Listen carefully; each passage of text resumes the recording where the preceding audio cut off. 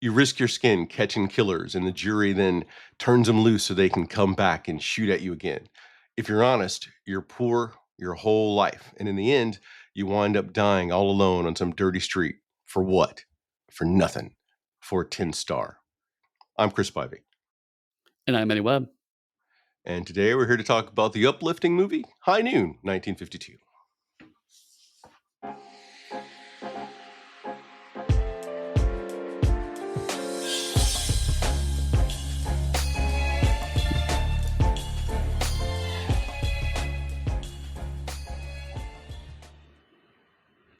I still love that intro. Like every time I find myself rocking out to it, regardless of having heard it now well in excess of 200 times. Yeah, I mean, I wish I could say that I had a careful thought about the process, but it came down to I managed to score a pack of royalty-free music, and I was like, that feels kind of noirish. That sounds good, and it just has aged very well. Much like this movie has. Yes, that's fair. So, How'd you like that professional segue? yeah, very good. That I didn't undercut. I think we talked about this mostly in the Patreon side when we were kind of doing our Black Cinema informal run. And for those of you that aren't back in the Patreon, you should back to Patreon so you can hear more what I'm talking about. But I had mentioned that there's a lot of so-called classic movies I haven't watched because I had this dumb hipster idea of like, these classic movies aren't actually really that good, and they don't hold up. And consistently, I've been proven wrong. So I'm just an idiot. And so like you were like, I don't remember if it was on mic or not, but you were like, you haven't seen High Noon? I'm like, no, I haven't seen High Noon. And I watched it. It's like, oh, this is why High Noon is so well regarded. Got it. Okay.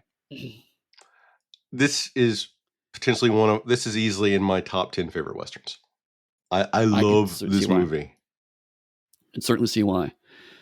And I have lots of thoughts about it. I'm trying not to start immediately gushing about the film because we have some prep work to do and housework to do. But I have a lot of feelings about it.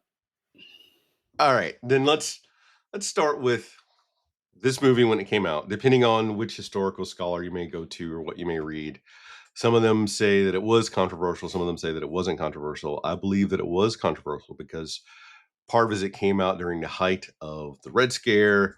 McCarthyism like plagued all over this movie. And so much so that a screenwriter whose name I forgot, that's somewhere in the notes, but I'm not going in the specific order, had to leave the country in like 51 because he was called in by the Un-Americans Committee that was essentially led by some of the key players were like John Wayne and Ronald Reagan, to call out other people who they believed to be communist, and he refused to name names, and they essentially then blacklisted him. Jeez. How much do you know about the blacklist? This isn't the podcast isn't about the blacklist. I'm just curious. I mean, what I remember about it is that ultimately,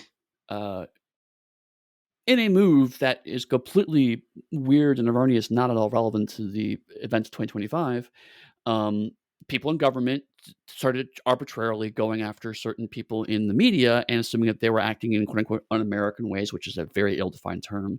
And when they were, and in order to prevent people looking into this, various movie studios collaborated to just say, we're just not going to hire these people because they're too controversial. Yeah, right? And a lot of it was, that's like the core of it. And a lot of it's linked to the idea of communism, which for then communism dealt, I'm trying to like truncate it all down to make it a few bullet points because we're not here to talk about the blacklist specifically, but the blacklist influenced this movie in this time period. And also to underscore what I said last time, John Wayne's an absolute asshole and dick because John Wayne, who's afraid to fight in a real war with his fragile male masculinity, decided that he would be like the spearhead of this and catch all of these traitorous people. And so he was a big proponent for this. So once again, I'm going to go back, afraid to fight in a real war, but is happy to go after people who are just writers and creatives that are just trying to generate art for people to share ideas for people. I don't know, like you're saying, if it's really relevant to now, but It Sure, is. because, I mean, and that's why I get, trying to get to our topic, but, like, I get frustrated when, the alt-right kinda claim freedom of speech, and it's like, "No, historically speaking, y'all have been very much against freedom of speech." You know, the liberal media has dominated things. It's like going, uh, but you had a chance to shut down the liberal media, and this is what happened, and it was a horrible part of American history, and it's happening again, and it's very frustrating. But to your point, like,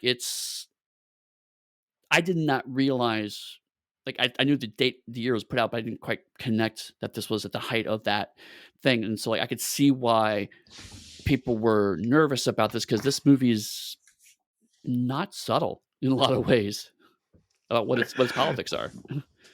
And it's what once again, because I know a lot about the background of the movie, but different people say different things, and some people refuse to see that. But I don't know how they don't see it. And Sure. another part of it is there was the Hollywood 10 who was like Humphrey Bogart, Lauren Bacall, like Danny Kaye, and all these other people. I think then essentially tried to like fly to Hollywood to like try to promote the idea that what the Un-Americans Committee was doing wrong, and they are pretty Mm, much then labeled communist or communist supporters, and there's a whole other thing associated with that. If people right. want us to do like a blacklist series or like a Red Scare series, we could potentially do that, but that would be fascinating just from the movies that they chose. Like it, I Right. so in New York, I'm trying to remember the name of the museum. In New York, about 4 months ago, I know there was a museum that had an exhibit about the blacklist and like the evolution of media from like the 1910s all the way up to the 1960s. And it Right. showed all these different pieces of it too. It's fascinating. If I remember the name of the museum, I'll tell Eddie so he can put it in the show notes. Sure, but yeah, like, there's a line between, the House Honor Committees to, um, the film's, rating boards, to the Comics Code. I mean, uh, uh, we were just getting out of a long period of time of self-censorship and ad censorship where certain media seemed to be unsuitable, and then again, now we're sliding there again, but the point is, this did lasting damage to media. Yeah. But you're right. It was also weirdly a cultural point where artists learned very quickly to coach what they wanted to do in very specific language to get around those constraints and still get their message out. And so, in some ways, uh, uh, the 50s, 60s, 70s have some extremely bland media and also some surprisingly subversive media. We talked a little about this even during like The Prisoner, for example. The Prisoner is very clear in what it's trying to accomplish, but it's so heavily coded in surreal sci-fi nonsense that people probably just casually watching it is going over their heads. But if you pay even half a bit of attention with half media literacy, you're like, oh no, this is very clear what they're trying to say. Yeah. And it's fascinating to know that over the course of this movie's lifetime, how I talked about originally Reagan was part of them, but then later on when he was president, you'll hear Reagan say this is one of his favorite movies. Or Right. how John Wayne accepted the award for Gary Cooper, who couldn't do it because he was shooting a movie somewhere else, and then said he wondered why his agent couldn't get him this movie. John Wayne was offered this movie first before anyone else was, Sure. and he turned it down for being un-American. And they even went and made like another movie with Howard Hawks called Rio Bravo as a counterpoint to this movie because supposedly it's un-American from like the stuff it's putting out, but also how a sheriff or whoever wouldn't go around town begging for help. He would just finger quotes man up and go and do what needs to get done. Right. Right. Because vigilante justice has traditionally gone extremely well in America. Yeah, just like today.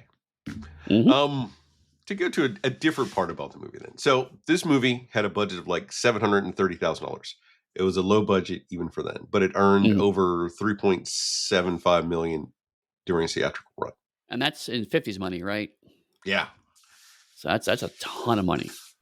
Yeah. Love it. Which Um, again really reinforces kind of what we've talked about, which is that they were in a lot of ways the superhero movies of their time. They made any western made okay money, but good westerns made a lot of money because they were just that popular.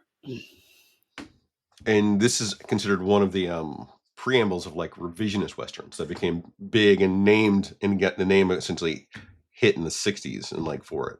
And this is Okay. a precursor to those westerns. This usually I'm assuming we'll talk about that more when we get into that era of movies, but it's funny because like, I feel like the Oxbow incident is also probably a revisionist movie in that regard. Well, maybe not because of the Hays Code ending, now that I say that. To some extent, it could be considered more of like a noir, how we're saying, or psychological western. Right, But right. one of the big cruxes is the Oxbow incident still very boils down. You could tell who the good people were and who the bad No, that's people fair, were. that's fair. There was like very little ambiguity for that. No, that's a good point. But certainly watching these 2 in order, you can definitely see the line between that movie to this one, right? Like there's been a pretty strong through line of watching the Western, like, from you can see how Stagecoach led to the Oxbow, and so you can see how the Oxbow led to this, and what they're carrying across to each is different, I think. But there's definitely a cultural and creative continuity there. Mm, Yeah. All right. Now I'm just curious, since this is what technically our fourth Western, Eddie, because we watched yeah. two every turn over. Huh. How are you enjoying this Western trip so far? Just curious.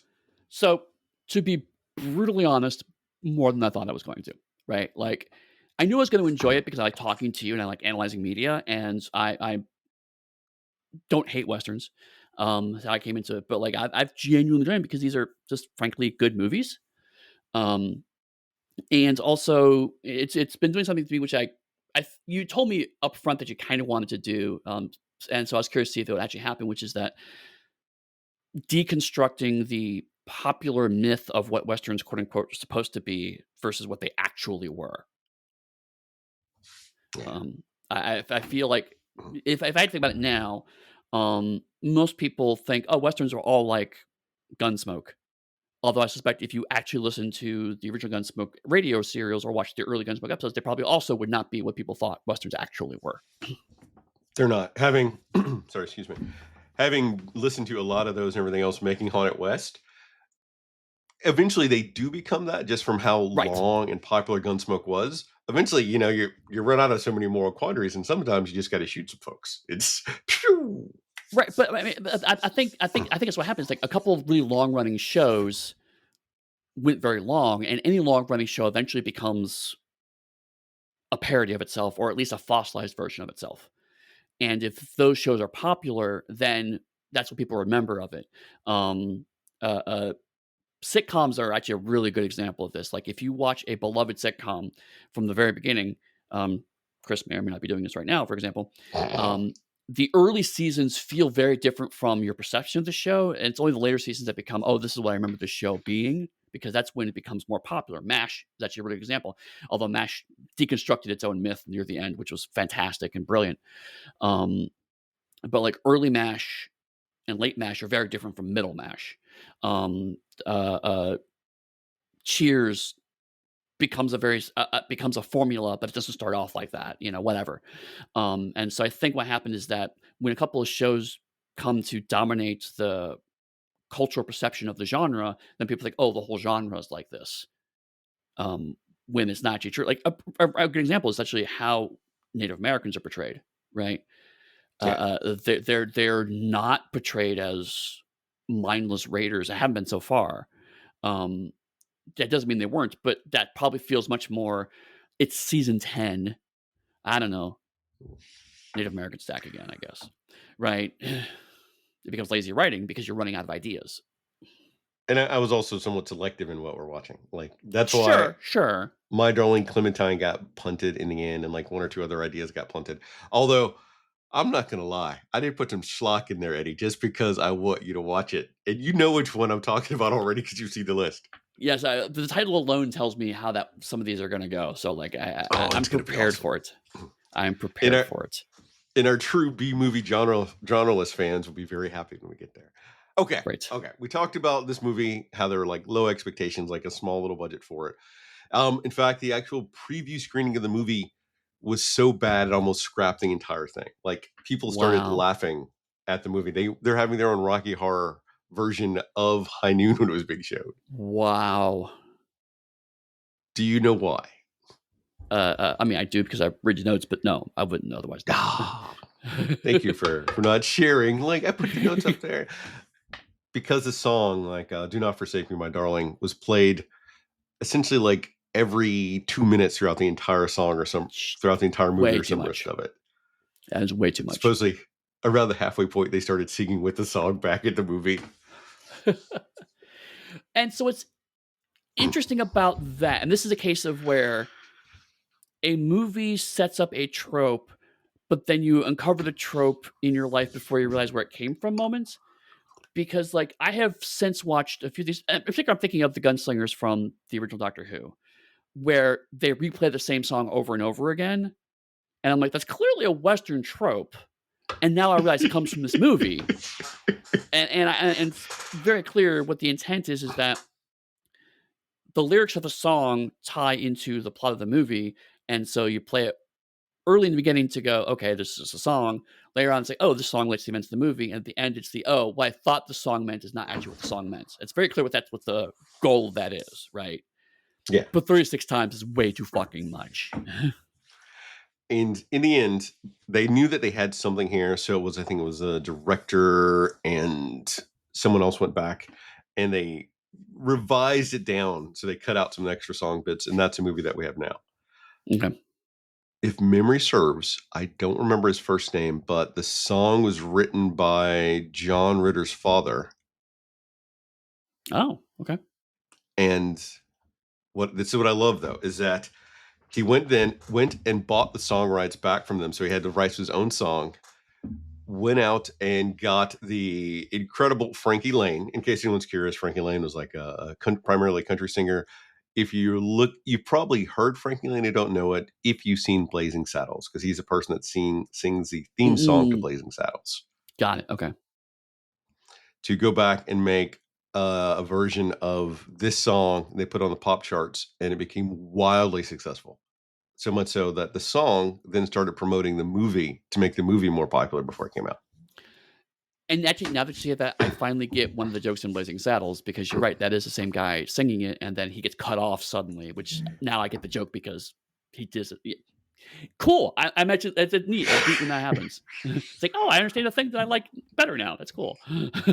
Because Blazing Saddles, part of his what he's doing, he's deconstructing westerns. It's love it. Right, right, exactly. That's most of what hit most of those films, like, same with Spaceballs. But now that I've watched more westerns, it's amusing. Like, oh, now I see why. I always thought it was funny, but like, there's certain things like, oh, that joke is a specific reference to this specific thing that I now have consumed and understand. I enjoy when those things happen. It's like, oh, these things connect up in my brain. And the movie became like a smash success. It won Right. four. All right, it got 7 nominations for the Academy Awards, and it won 4, and also won 4 Golden Globes. So the awards for the Academy were actor, editing, score, and song. For the Golden Globes, it was actor, supporting actress, score, and black and white cinematography. And I want to take It a is. minute to stop. Sorry, go ahead. I was just going to remark that it's amusing that the song was the controversial part of the original edit, and then ended up winning the award for the song. What I love is Katie Girardo, who plays Helen Ramirez in this, won for supporting actress. Mhm. I think I read, this is since I didn't double check this before we started, she was the first Mexican actress to be nominated and the first one to win a Golden Globe Award. Good. She was Because fantastic in this. she was fucking amazing. Mhm. I'm gushing over the movie. I'll pause. Eddie, what do you got to say? Because I could throw out multiple random Bradley facts. Um, I mean, about the only anecdote I knew about this movie was that because it's one of those stupid facts that doesn't actually matter, but it's funny because of the title of the film. It's like the climax of the film was not actually filmed at noon. Right? It was filmed at like in the afternoon. And it's like, that's a dumb piece of information, but like, it is exactly the kind of thing you would have on IMDb of like, did you know this? It's like, no, and I don't really care, but it's still in my head now because that's how my brain works. But if you're like a big cinephile for camera angles and everything else, you'd know, you'd care. It's like, Sure. oh my God, it has destroyed the movie for me. Well, right, because, and my understanding of it, I've not looked into it, I'm just gonna make what I remember vaguely, I think my father mentioning once, is that because of the way the shadows lie on the ground, you can tell it wasn't done at noon because of the blah, blah, blah, blah, blah, blah, blah. And it's like, don't care, cool. But you're right, right. It is the exact same bucket as like, here's how Tom Baker's scarf was created accidentally for Doctor Who. It's like it's also dumb knowledge. It's just a genre that I'm not particularly obsessed with. So like I recognize it for the silly fun trivia it is, while also recognizing that it doesn't really matter. Well, one of my favorite trivia bits is that the movie has the astonishing, Lee Van Cleef, a young Lee Van Cleef in it, Yeah. who could have had a bigger role because it was, Stanley Kramer said, I want you to be the deputy in this movie to make him like a Mm. big role for him, but I need one little condition. I need you to go get a nose job done because your nose is too hooked. It makes you look like a villain." Uh, And he said no. yeah, that makes sense. But he's still in the movie, but he doesn't say anything throughout the entire movie. Mhm. That's sadly predictable, right? It's only been because this was definitely the height of you had to have a certain quote unquote movie look. And I was about to say it's only been recently that people have had less traditional looks. That's not even entirely true. A few people Mm, managed to break out of that, but they're very rare, right? yeah, Um, exceedingly rare, unfortunately. the other thing I could say, having watched this now, is the fourth movie, as you say, is that I definitely see what you meant in an earlier episode about how there's kind of just a pool of actors that tend to get hired for westerns. It has strong "I'm in the BBC drama system" vibes, right? Yeah. Jill and I were watching some new BBC shows the other week, and I was telling her that it's like we just saw this person in this series, just saw this person in this series, and now we're talking series that are decades apart, and saying, "Hey, that's Right. so and so." Wow. Yep. Right, and so, like, it just the, "Oh, look, it's Harry Morgan again," you know? It's like, "We just saw Harry Morgan." And you mentioned that, like, he was in a lot of Westerns. It's like, turns out, yeah, that's true, but, like, also there's, someone I recognize, like, "Oh, I think they were in Stagecoach," you know? So, there's definitely, like, "Oh, I recognize a lot of these people because now that I'm in the system," but it's interesting because, like, I'm sure some of that is typecasting, right? Like, this person was good in previous movies of this type, so I want to hire them for more movies of this type, Yeah. right? But I also feel like we're at an interesting point culturally, and it's something that the BBC is still tapped into, but I think other media not as much, where there's a comfort in seeing similar people in on the screen, even though they're playing different roles, because this idea that, oh, it breaks my immersion because I see the same actor thing, I think it's an extremely new media take.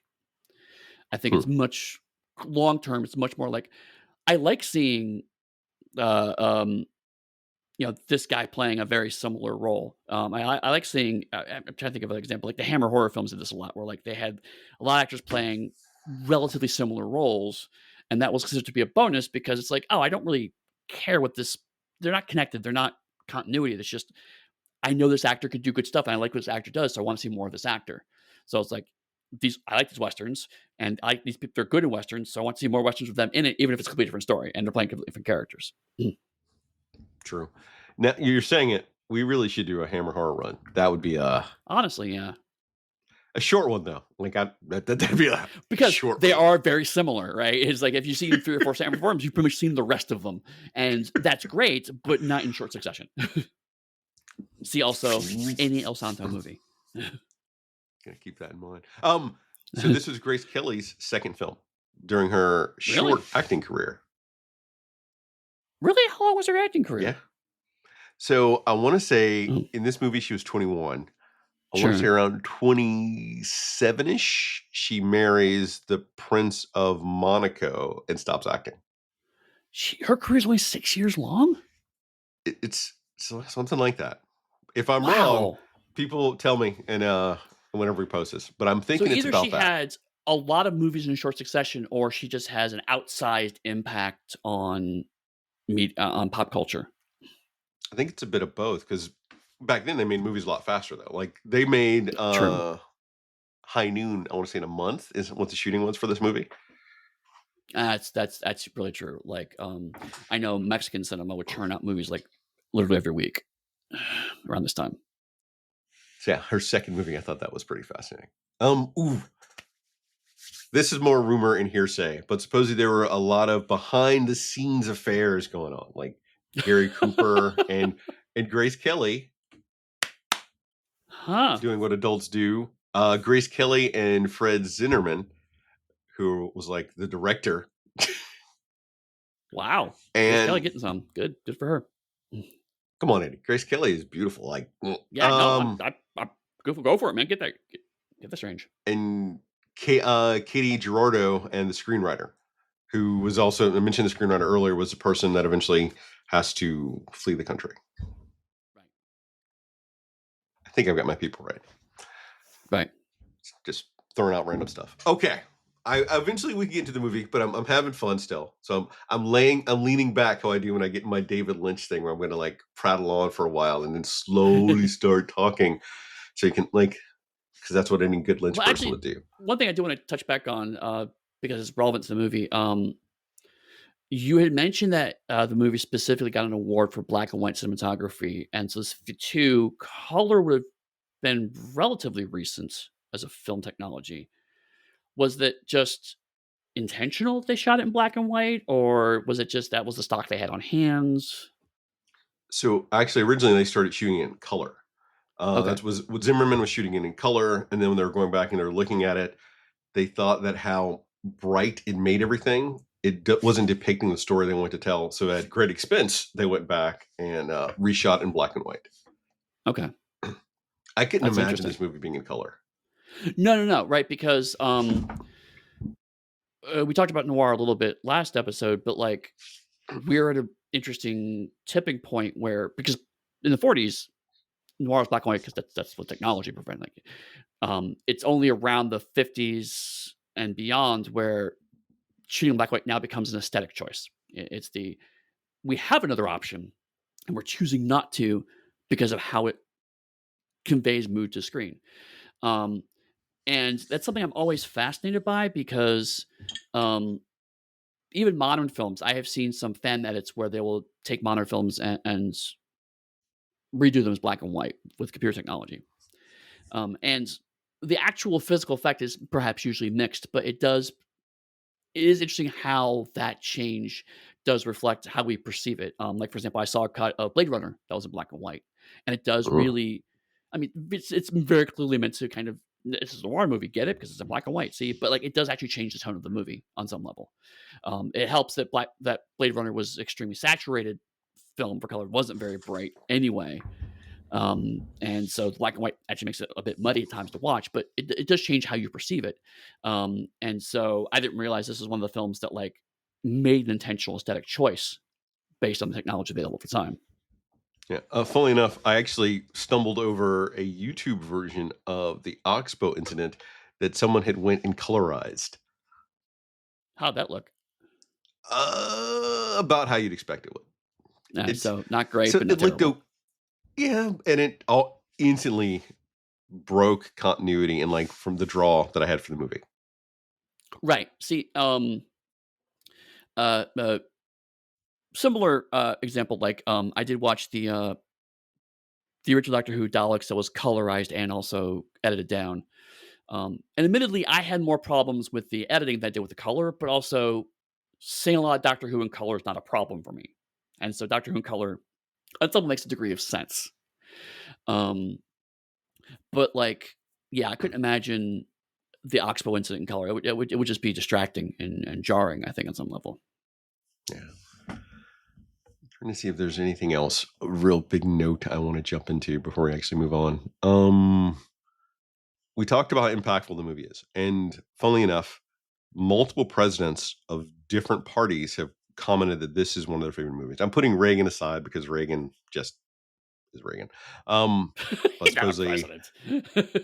supposedly Eisenhower showed in the White House and some other presidents, but from at least rumor and hearsay, Clinton viewed this movie over showing, like viewing by showing it to other people, just not him sitting alone in like a basement. Right. Over 17, maybe over 20, 30 times.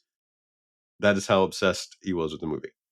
Which is wild, and I wonder, and, I mean, we may get into this as we talk about the movie because, like, I thought just from watching it, it had a very clear, specific message, but it may be one of those movies where you can watch it and draw different messages from it depending on how you're looking at the movie. Yeah. So I think it's based on the time that you're living in, how you would view it. Oh, good point. And that's far enough away from McCarthyism that they potentially aren't viewing it through that lens. Right, right, Because it doesn't blatantly state it, which is one of the things that we've sort of bantered back and forth about in the podcast about how much you should allude to and how much you should just like bluntly state it so that it's not missed. right. And at the time, we know they couldn't say like this is about fucking McCarthyism and like what you're doing to me as a writer, forcing me out of the country while all of my Hollywood friends fled, leaving me to do this by myself. Mhm. So Yeah, without I can see that, that. different people that think they're standing against insurmountable odds on one of their sides can associate with the movie. Mhm. Yeah, it's, which is, what good cinema should do, right? It should make you think, it should make you engage with it, and that's what I'll even say that's what art is for. And certainly, I can see why, in retrospect, this is considered to be an actual form of art, a work of art. Yeah. So Now, much so I do that want to I will quickly copy. I should realize, I don't always consider things that are considered to be works of art necessarily good or enjoyable, right? So just because I say something's a work of art doesn't mean I enjoyed it. I also happen to enjoy it in this case, but I just want to be super clear in my viewpoint that just because I say, "Hey, this is a work of art," that's not necessarily an indication of quality. It's still an indication of intent. But I'm sorry, you go ahead. well, the Library of Congress would not quibble about that because it was one of the first 25 films for preservation they decided to save essentially for Very cool. cultural and historically significance in 1989. Very cool. I can see why. Like movie is fucking phenomenal. Um, the other thing I'll mention, since we talked briefly about Cooper, who took the role, Cooper's career was sort of in a downwards slant before this movie. And I said they went to John Wayne, then they went to Marlon Brando, they went to Gregory Peck, they went to Montgomery Cliff, they went to Charlton fucking Heston to be like the lead before they went to him. Which, And to be fair, that would probably be your checklist of here are the Western leading men you talked to in the 1952. and one of the things I love is that Gregory Peck came out later and said one of the biggest mistakes in his career was not taking this role. And he didn't take the role because in 1950, a movie we skipped that was really close to my list, he did The Gunfighter. It was about like another Mm, agent like gunfighting sort of character, and he thought the roles right. were too similar. But in retrospect, Sure. he saw that they were vastly different. Yeah. Like all the little things that could have happened. And out of all the people they've listed, I don't think I could see anyone else doing this movie and it having the impact that it has. Uh, you say that. I think maybe Gregory Peck could have actually done it, um, in the same vein as, um, Patrick McGoohan doing The Prisoner because he had just gotten off of Danger Man, and people going, "Oh, I recognize this person, so I know what the character's gonna be," and then it turns out to not be that, right? So I could see Gregory Peck going, "Oh, I just saw The Gunfighter. He's another agent gunfighter. I see," and then the film going a different direction. So that's the only other case where I could possibly see it happening, but otherwise, you're right. Gary Cooper brings a certain kind of exhaustion to the role that is really poignant. And well, part of the reason for me that I couldn't see Peck doing it is that I can see Gregory Peck like acting, being more vocal in his acting style. Gary Cooper, if we really look at how much Will Kane talks in this movie, it's not a lot. True. It's more of his facial expressions and that weariness that you're just talking about conveys a bunch of things without saying anything. You're right. Whereas Gregory Peck would say the lines, whereas this is actually acting in that regard. That would be my take on it. That's like Yeah, why I can see that. And so there's something there. sure. I mean, but to be fair, like I say that only as like maybe as it could have, right? But like, yeah, I do agree. I do agree that Cooper was a great choice for this role because, yeah, I mean, it's If I didn't say exhaustion, but, like, specifically, you see this is an actor who thinks about the emotional arc and makes sure that he knows exactly in each scene at what point of the arc he's at, so you can see a very clear decrease. You know, you can see the emotional journey, and every time he does talk, you're okay. I know where he's at now, even though the lines are completely unrelated to what he's how he's feeling, right? The energy he has at the very beginning versus the energy he has at the very end, even though there's a parallel in what's happening there, are miles apart. But you never feel like there's a jump or a jar in his performance. It always feels like it does happen very naturally, even though very likely a lot of these scenes are shot out of order. So that is a very good actor who's thinking about his craft. Anything else before we actually get into, like, the summary now, the No, we meat need of to talk the about the movie episode? because we've been dancing around it a lot. Alright, we open on the man himself, a young Lee Van Cleef smoking. As the music plays in the background, he looks off into the horizon, and we switch to the credits as if he's viewing the credits with us and a person riding fast towards him. A third rider approaches. The three bandits ride toward the train station throughout the town. The ominous ride through Hadleyville, a small town in New Mexico territory, resulting in frightening stares at the bandits as everyone seems to know who they are, and a flurry of fear overcomes everyone. Pausing. About the only thing I'll say about this section is right away when you said you had the cut of like the way it's cut, it looks like the um Van Cleef is actually watching the credits with us. I was like, Yeah. is this gonna be a movie examining like examining why we watch westerns and the vicarious thrill we get from watching westerns and then undercutting that? Turns out the answer is yes. But I was like, I was like, have I reached a point where I'm up my own ass that I can't even watch a fucking western without deconstructing it? Then the movie goes, no, no, you're right. That's what we're doing. I was like, oh, okay, cool. Well, thanks, but also, baby, don't encourage me. I felt the same way, but I had such a great time singing the song as it plays. I couldn't help myself. It's just like interwoven into my soul. Unfortunately, I, I'm a lot more familiar with the Frankie Lane version that is not quite the movie version.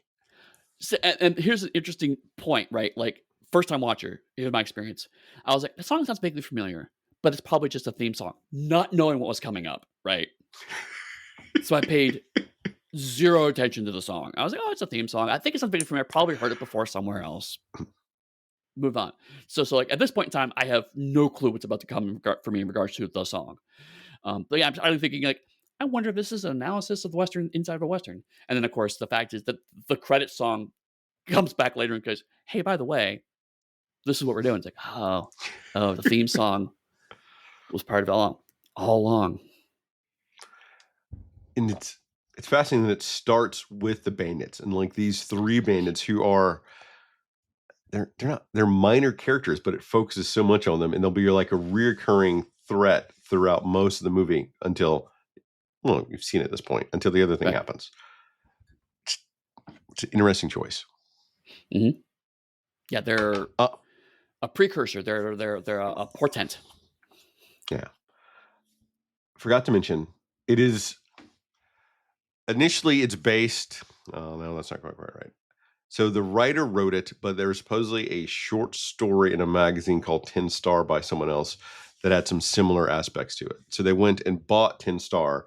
So the movie itself is associated with that, about like an aging marshal facing down like a gunfighter. So it's loosely based on the 10 Star, which is one of the reasons I chose the quote that I did because it ends with 10 Star. Ah, subtle. Yeah, what can I say? Marsha Wilkane, newly married to Amy Fowler. Did you recognize the stagecoach actor? Did you Yes. recognize him? A Quaker and she's a Quaker, and and the marshal prepares to retire. The happy couple will soon depart to raise a family and run a store in another town. However, word arrives that Frank Miller, a vicious outlaw whom came sent to prison, has been released and will arrive by the noon train, one day ahead of the new marshal being appointed. Miller's gang, his younger brothers, Ben, Jack Colby, and Jim Pierce, are waiting at the station. this was the point of unintentional humor that I managed to largely ignore, but still, the fact is that with no context, you just keep hearing, "Frank Miller's coming to town. Oh god, everyone hates Frank Miller. Frank Miller." I was like going, "Did everyone read Batman and, like, just get really mad about it? What's going on here?" Like, I sent Chris, like, pictures from Sin City while I was watching it because I was just like, I know there's no connection there, but the fact is they're talking about him so long out of context. Some of the lines work so well for the modern perception of Frank Miller, the artist's politics, that I was just like, "Oh god, stop thinking about this." It's because they But didn't yeah, like Sin City 2, the movie. right. Oh god, so bad. I really liked Sin City 1 Eddie too, looks but like I then physically punched him. no, Um, it's bad. It's not a good movie. okay. I'm usually not one to comment about the age difference between people if it's huge. It doesn't really bother me. But there's some reason that the age difference between Gary Cooper and Grace Kelly struck me like the first time I watched this movie. And now even it feels a little yeah. And I can't quite put my finger on why this specific instance bothers me. I didn't think about it too much, but I think partially because I was being a bit distracted by the slightly weird religion shaming that was going on during this conversation. For Quakers, Because yes, it's like they kept bringing up there's a Quaker, and there was a implication that everyone was that he was retired because she was a Quaker. That's not actually true, but the way the townspeople kept going back to that point kind of implies it's like you're leaving our town because you're married to a heathen woman vibes, you know? which is funny given that. So, a little bit, I guess, a smidge of historical information is that the Quakers were also eventually, I'm going to say eventually because originally they were part of the enslavement movement, but they became ardent abolitionists. And I think by this point in history, they would be ardent abolitionists. So, if they're shaming that, that would have like other implications too that doesn't show up necessarily in the movie because there are no black people in this movie. Well, no, but the general institutional cowardice certainly does show up. Correct. So I didn't quite catch that until actually I didn't make the connection until just now, but like the whole time I was like, why are they being dicks about this, right? Um, which turns out that was a correct thought for me to have. But I don't think that was entirely intended in the making of the movie. I think it's just kind of like, oh, that worked well. But I think that may relate to the age difference a bit as well because it's the is Quaker a stand-in for you're marrying that insert pejorative here and taking away our sheriff kind of thing.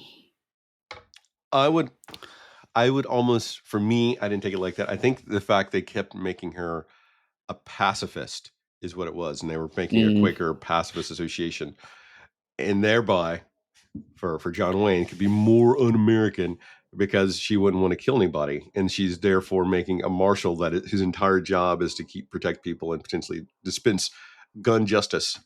Leave his role right, because without her, we would be assumed that Will would still be their marshal. It's him getting married that's making him stop being a marshal. right, right. Um, and there's a bit in a later scene that I have thoughts about, but like just at this point, um, it's interesting that the only person who's happy about the marriage seems to be the marshal himself.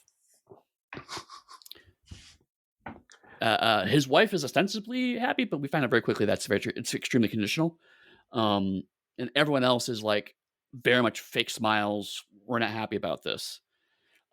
So it's interesting how Kane starts off at a very high emotional point in this movie. Of like he's the happiest he probably has ever been. And the movie will Because you think proceed he's to surrounded by all his slowly friends? rip that from him chunk by bloody chunk throughout the course of this movie. Yeah. Because supposedly he's surrounded by all of his friends. They Yep. give him well wishes. They pat him on the Yep. back and everything else. Mhm. Even, oh, God, love it. Okay. Helen and Harvey, when they're up in the hotel and like Kane rides by, you get like that quip from Harvey. And Helen just sort of like stares and laughs a little bit. Like that Mhm. dynamic in of itself was powerful to see it right then with no context. Like, Yep. mm, So, this actually sets up what I like about the movie is that, from a plot perspective, the movie is very linear. From an yeah, emotional perspective, the movie is fundamentally backwards in the sense of this scene sets up a very it's not just about Kane and his marriage, it's about the whole community on some level, right? And then through the course of the movie, you find out that pretty much everything on that scene is a lie on some level. It is a facade, a veneer for all of the problems this community has that we will steadily uncover. So it's fascinating because like even when I was watching it for the first time, I was like, this feels a bit forced. And of course, not knowing what to expect, I didn't know how much of that was is this bad acting or is this really great acting? Turns out it was really great yeah. acting. But like it did feel a bit like oh, it was just bad acting. But even that, like again, because I was in my metatextual headspace at the moment, I was like, is that also itself a metatextual conversation of like you watch these things, you expect bad acting, and now we're gonna pull the rug out from under you. Again, turns out maybe that's also intended by the movie. Did you know at this point that Helen is going to be our truth teller? No, didn't know that. No clue. So I remember the first time I watched this, I thought that Helen, and I'm even not sure now, was a sex worker with the deputy the first time I watched it. Right. But watching it again, I don't think that's necessarily true. It's just that she's had different relationships with everyone else. And part of my reasoning originally for thinking that is that a lot of the sex workers we talked about at the time were madams, were pillars of the community, and they like own the Right. businesses and other things and help reinforce it. Right. So it's not said, but it's also not said.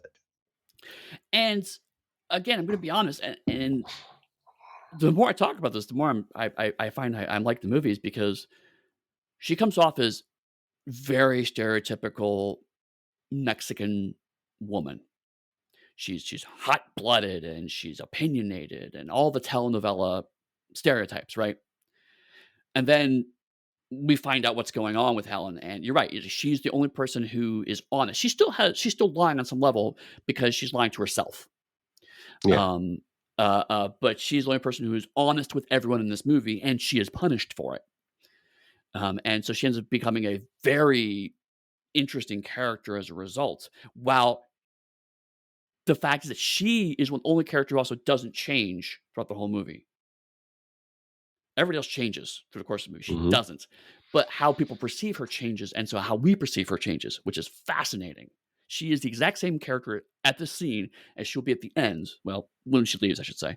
Um, but I didn't realize at the time, and so I was like, "Yeah, it's kind of an interesting stereotype." And it's like, "Oh no, that's the point. You don't. You're not looking past stereotype, and then you look past stereotype. It's like, oh, there's a reason why she's like this." Mm. Have you noticed the evolution of the female characters in the movie from like stagecoach to here? There's been like, have you seen that how it's worked?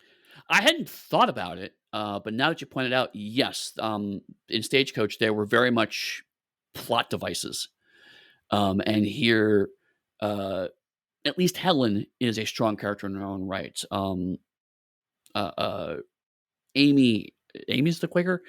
She's still very plot devicey, but She has an uh, arc though. she doesn't have an arc. Right, right. She actually changes as a result of the movie, but she's still at least early in part in the movie, she's kind of like inciting incident. Um, whereas Helen is just like refuses to be swayed by the narrative. She's like, no, this is who I am, like it or not. And it's like, turns out I do. A minor thing as I was watching it this time, and since we just so recently watched Stagecoach and like the Oxbow incident, those horses when Cooper and I'm going to assume they were using stunt doubles. I'm going to fall in for movie magic. We're going fast, man. Those were like horses were full on gallop, and they're able to shoot them at a closer camera angle than they were for Stagecoach. That had to be pulled way back to be able to do it. It could be because Stagecoach is also having more of a battle scene, but when the Right. carriage moved fast, It was usually in the interior, and we couldn't see it moving that quickly. But here we get to actually see it flying along the road. I hadn't noticed that, but, you're right. It may also just be, uh, just evolution of technology, right? Like, it's been, I think, 15 years, and so it's like, we can get cameras closer, we can they're a bit smaller, they're a bit faster, so we could get these slightly more action-oriented shots. It may just be a technological change, but now that you say that, you're right. I did notice in retrospect that, there was a bit of a not faster pacing is the right word. You're right. The speed of the action was more frenetic. It's probably the better word. Yeah. Which I think is good given this movie is not an action movie. It's No. good to have something in there to, like, sort of get the heartbeat up a little bit before we get hitting strong, like, just character beats. Mhm. To that, outside of town, Will tells Amy he can't leave. It's a sense of honor and duty. But Amy, uh, a devout pacifist, says the solution is simple. They leave before Miller arrives. But he turns around and heads back to town, much to the chagrin of Harvey and the amusement of Helen. As Will straps on his guns in the marshal's office, he explains he sent Frank to jail years ago. And now he's been set free. It's up to him to protect the town as they won't have a new marshal until tomorrow.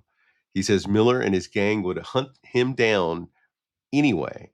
Amy gives Kane an ultimatum. She's leaving town on the noon train with or without him. This is the plot devicey part I was kind of referring to. It's like, hey, we just got married, and I get that, but you have now made a decision, so I'm going to effectively divorce you if you don't do what I say. And it's just like, but on the other hand, He does married her. feel He very 20-year-old woman, right? you know? Yeah, but he also made a commitment to her. So it's Well, I right, I I'm get the not I'm plot not device in this, but no, I'm not saying she's entirely wrong here, right? Like, I think she's valid in saying, "We just got married. I don't want you to die. You're gonna give up this job anyway. It's 24 hours. Why are you still here?" Right? Like, his response is borderline unreasonable. But the speed of which she escalated that was the part that feels very plot device, yeah. right? Like, within a couple of minutes, it was, "We're going. No. We should do this. No. Well, then I'm leaving you." What? Right, that was the part that was like, but, I mean, again, this is also they had to set the stakes very quickly, right? And just Yeah. bandits are coming to town was not quite enough. They had to put a literal clock on it. So, like, I get why it happened. I'm not necessarily faulting them for it, but it certainly does push her into being a bit more of a contrivance at this point in the movie.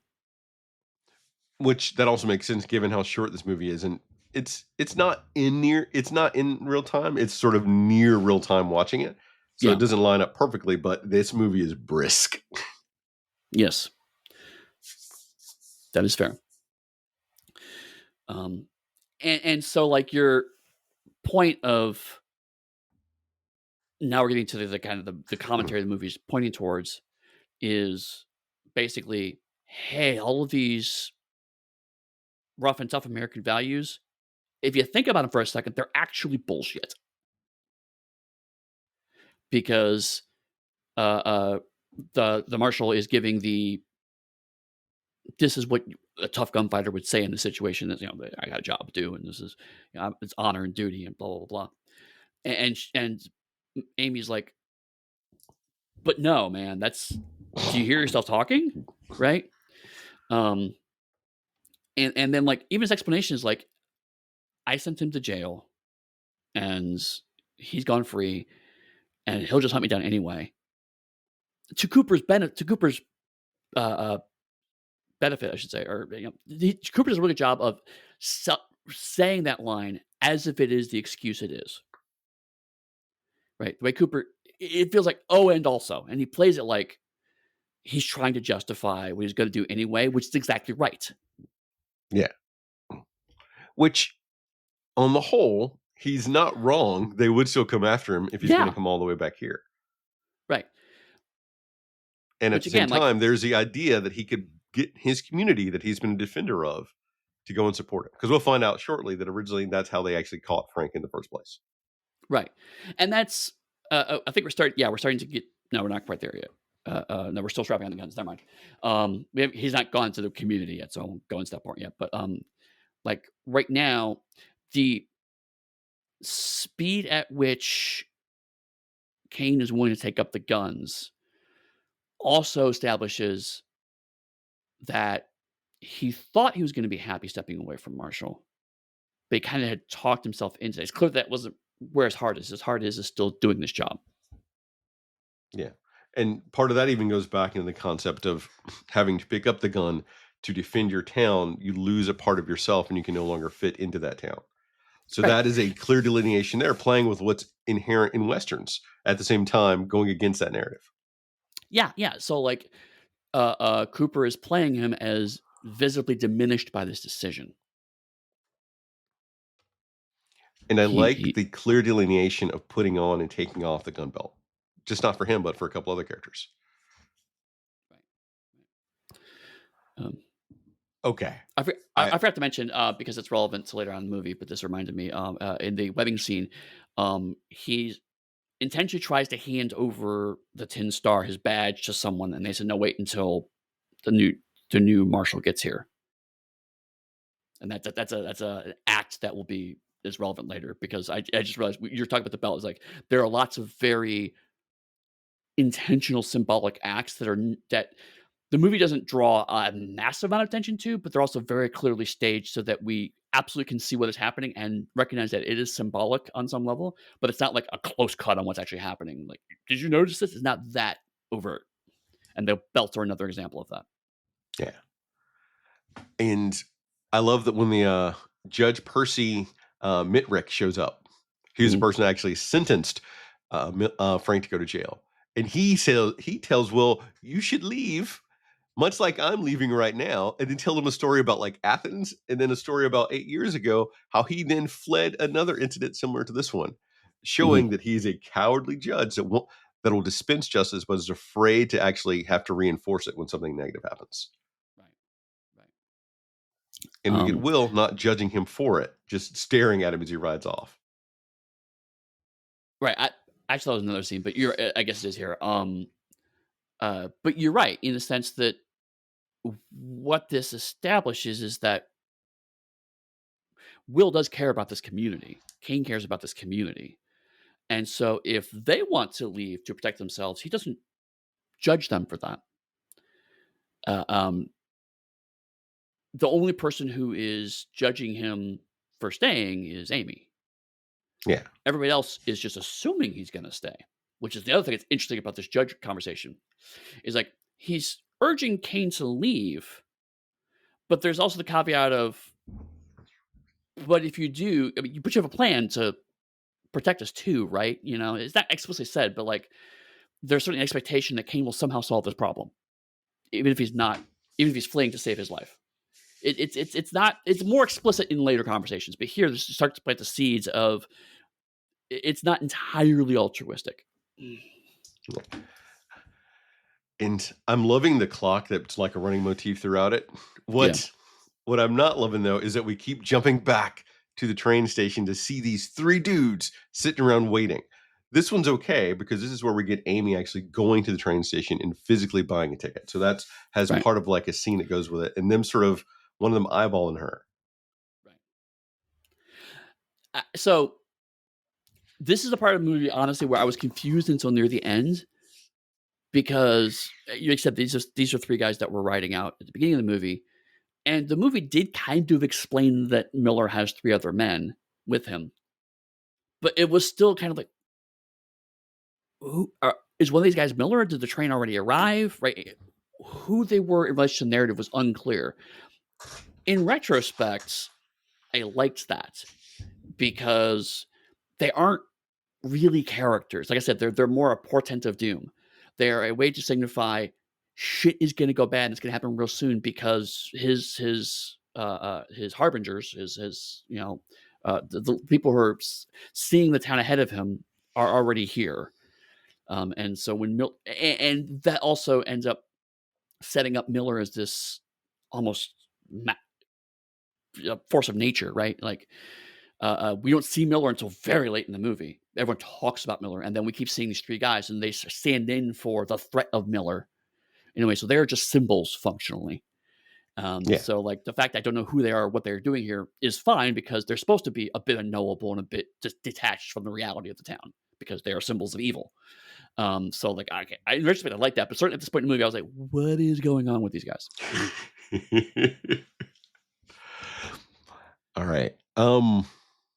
So this is also the part where we get a little bit more of Harvey, and you get the fact that Harvey comes into the office with Will and essentially is upset because he doesn't get to become the new marshal, and Right, he's like tries to convince him to leave, and they sort of exchange some words, and but you also get an undercurrent. And there's something else going on between them that's not stated yet, and Harvey right, resigns. right. And Helen does not give a fuck. like before I was like, she's kind of a stereotype. Then we get to hear it. I'm like, no, just you go because like she's just like you're a fucking idiot. I'm like, you're not wrong. You're not wrong. And that's when we learn that Helen and Will had a thing. Right. But Harvey, when he resigns, another example of it, he literally puts his gun belt there in the sheriff's office with his badge, like totally removing himself from the situation effectively. And so this is something that it dawned on me much later in the movie, but it does start here of the idea that Harvey is trying to be Will, but can never be Will. It's like the idea that he will eventually become the sheriff, but it's clear he's not in contention for the new because they mentioned a separate new sheriff coming. He's not as good as Will at his job, and also he tries to take his ex girlfriends, and she does not. She finds him wanting, right? So like Harvey's trying very much to be this icon of the gunslinging marshal that even Will can't hold himself up to the legend. Harvey's trying to be that legend and is just massively inadequately short. Again, deconstructing that it's just that it's a legend. People don't actually live like that. And Yeah. if you try to live at legend, it's nothing but death and despair if you try to actually live that legend. And even the fact that he then asks Will, why can't he do it how he can? And Will says, if you don't know, I can't tell you. Like Right. showing that there is a growth thing that he's yet to have and may never have is what Helen tells us. Which Right. that scene is cold. Like that burn that she Yeah. gives him. Oof. Across the Yeah. universe cold. Anything else before we move on? I think it's it. Helen throws Harvey out and prepares to leave town, telling her guard not to help Will. As Amy arrives at the hotel to wait for the noon train, her baker goes to Will and agrees to be deputized, saying, I'm here, I'm going to help you out, asking how many others there are, and looks concerned to learn that no one else has volunteered yet. Will rolls up into the hotel, and the couple thinks that the other has changed their minds, but both are disappointed in each other in the end. Amy learns Will is going to see Helen, who is actually going to warn his former lover that Frank was coming. She already knew that and refuses to help him. Right. So now we're getting into um the community that he's given his life for. He's not asking them for help, and they're going to slowly and methodically deny him at every turn. Yeah. So, And for me, that's like, oh, this movie is fucking bleak. I was like, oh shit, this is what I'm in for. Because I was expecting something a bit closer to like uh, um the the Oxtail incident of like some people are going to be good and stand by you, but it's not enough. And it's like, no, nobody is going to help you. ah, I love it. Love it. All right. I'm not a huge fan of the Big Bang Theory, so I don't know for certain. Like how you're probably wondering where this is going.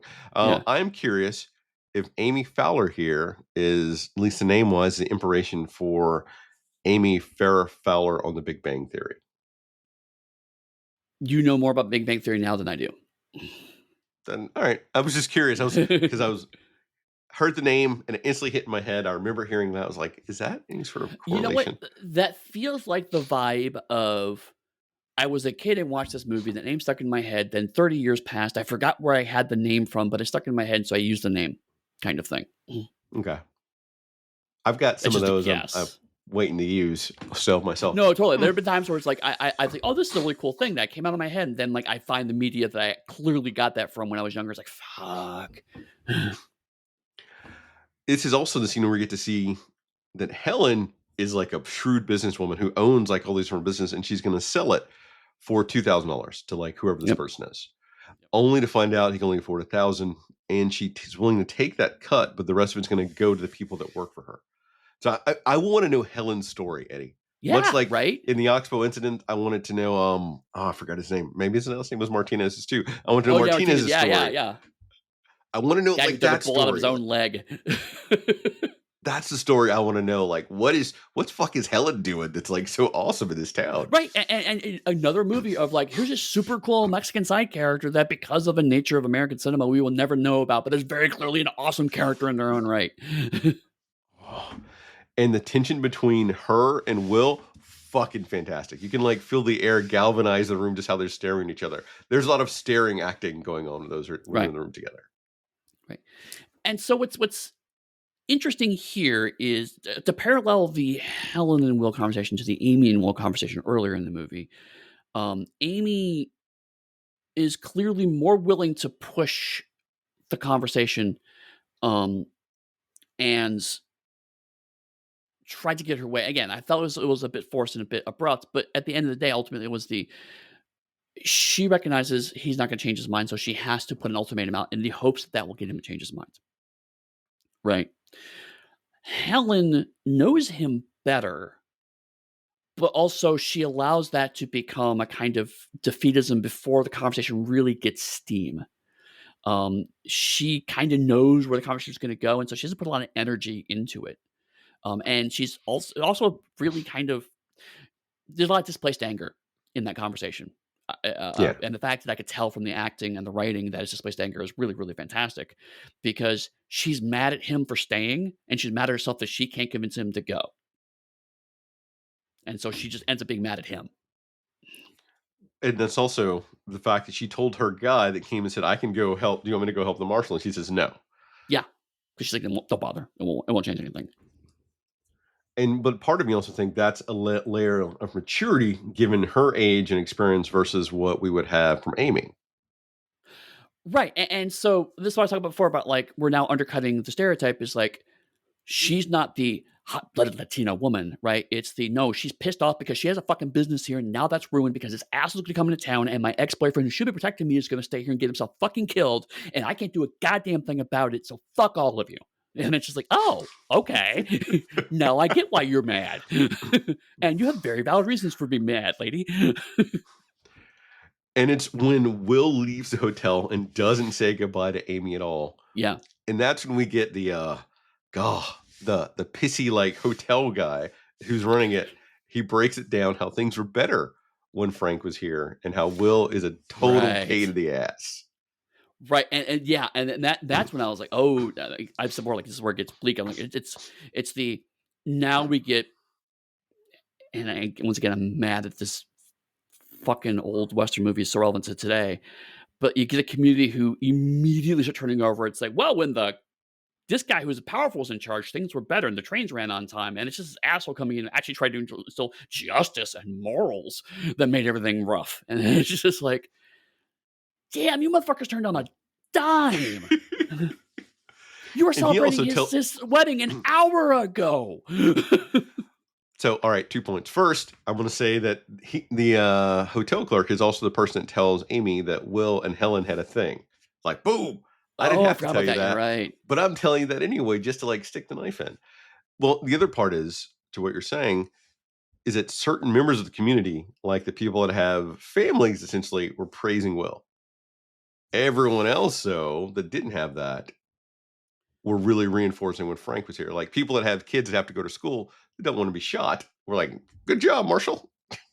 Well, that's interesting because I so there's a scene here where, they show up in the bar and everyone cheers.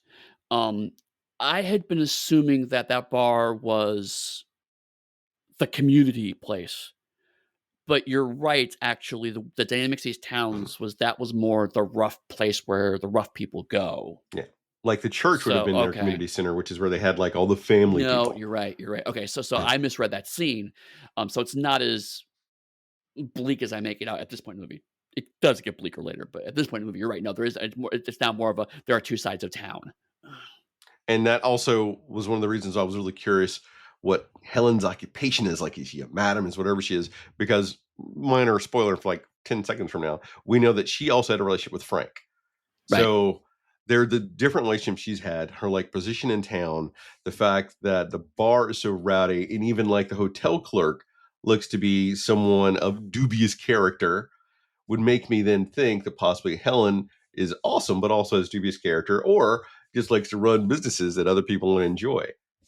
So there are all Yeah, these dynamics at play. They're like, yeah, show but me. again, like, and that's one thing that's, interesting about Helen is because the movie sets up the stereotype, and I hate to say this, but I have to say, for a 1952 viewing audience, they're going to assume that Helen is in some way nefarious because of a lot of reasons, a lot of which involves racism.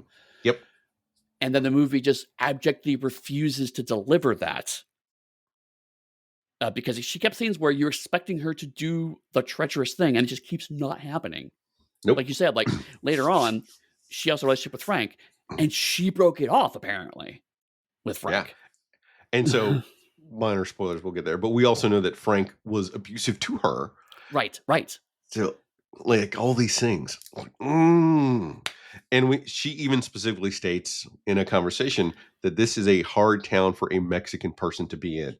Like that is bluntly stated, reinforcing everything you just said. So it's all there. It's like, oh, Right, and something that from a modern lens I saw was, like, everybody else, is like, "Oh my god, Frank Miller's coming into town, what are we gonna do?" And Helen's like, "The asshole white guy is coming into town to ruin everything. I already have a plan in place." Of course, the person of and color was prepared to have to vacate town when the violence comes. she also knows that no one in town is going to stand with Will, and she knows that Right, if Will dies, the town dies. So that's why she's getting up out. So it's right. like a brilliant character, and all of it's like right there, and woven and sprinkled throughout the movie. Love how it's done. Um, Mhm. we already talked about like one of the bandits comes into town, and like everyone in the bar praises him, and Harvey's in the bar hearing all this because he's a dick. Will gathers Yep, up badges and starts visiting old friends and allies, but none can or will help. Will tries to round up a posse at Ramirez's saloon only to get stares and laughter. He turns to his friend Sam Fuller, who hides in his house, forcing his wife Mildred to tell Will that he's not home. As Will moves through town, Jimmy offers to help, but he can only see through one eye, sweating and unsteady. Leaving, he goes to the church that is in full swing. There's a choir singing earlier. He's met with fear and hostility from the Holy Rollers. The preacher drops a hot burn that he didn't even get married in the church. Some townspeople worry that a gunfight would damage the town's reputation, urging Will to avoid the confrontation. Some are Miller's friends, but others resent that Will cleaned up the town in the first place. Others believe that Will's fight is not the town's responsibility.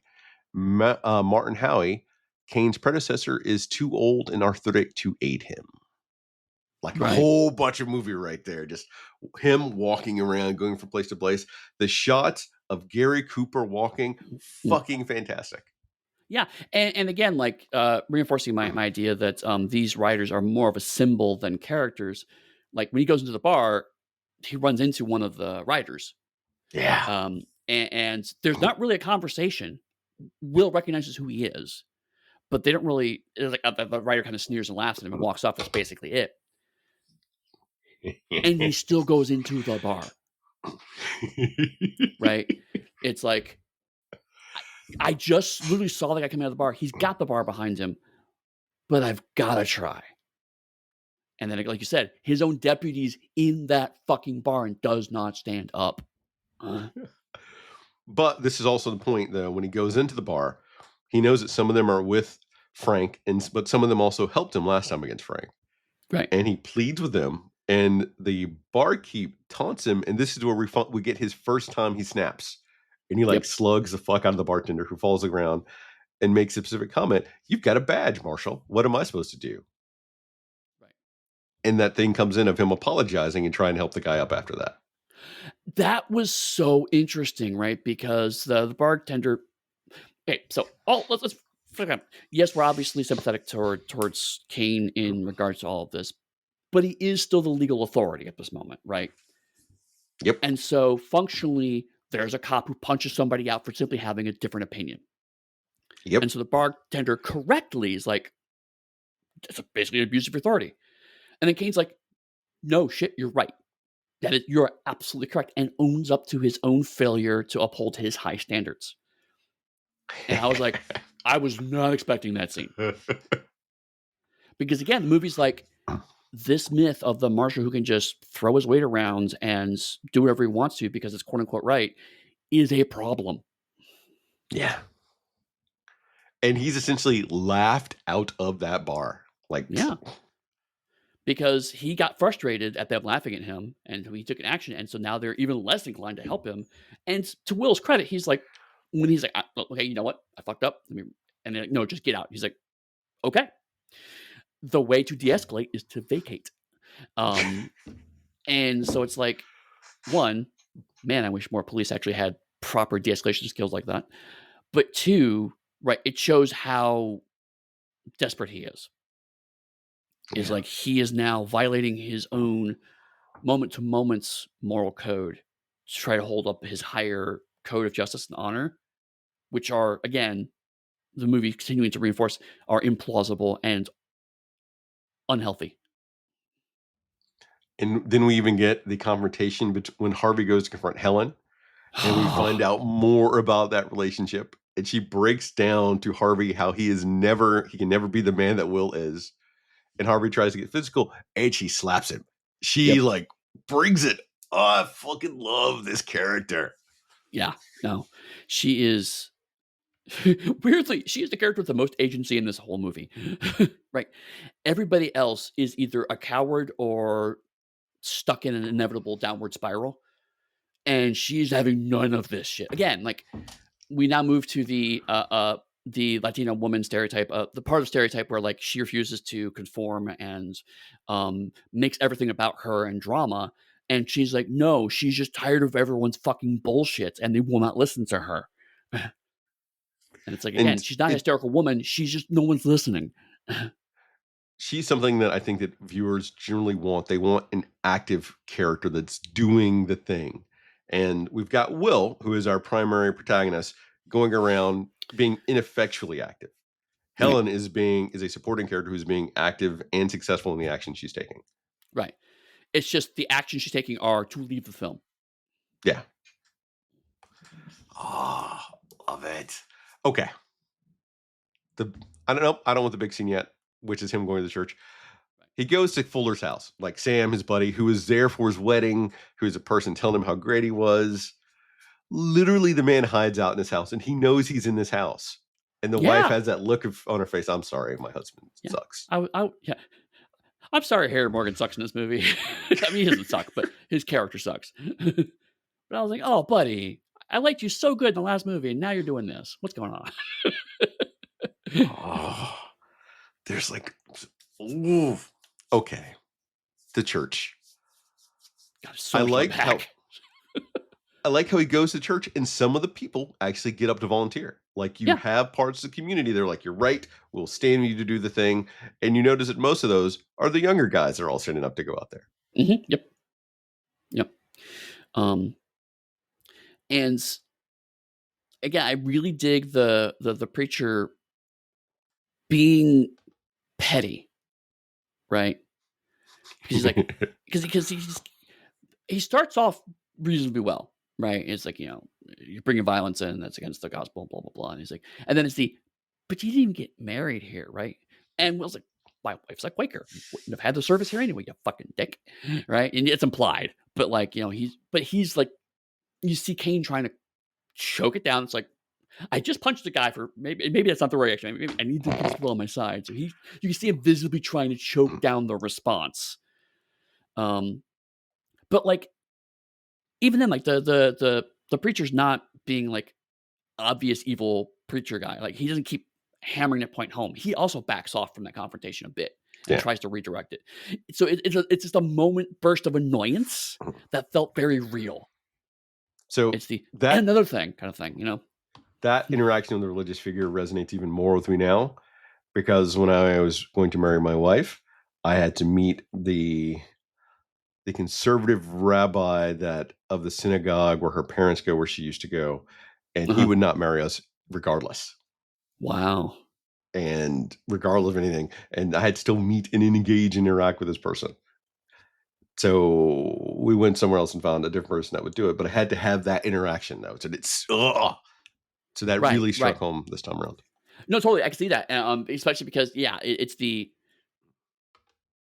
when I asked you, you said no for religious reasons, and now I'm asking for help again and more reasons. You're trying to throw your rejection of me back in my face as if that were my problem, right?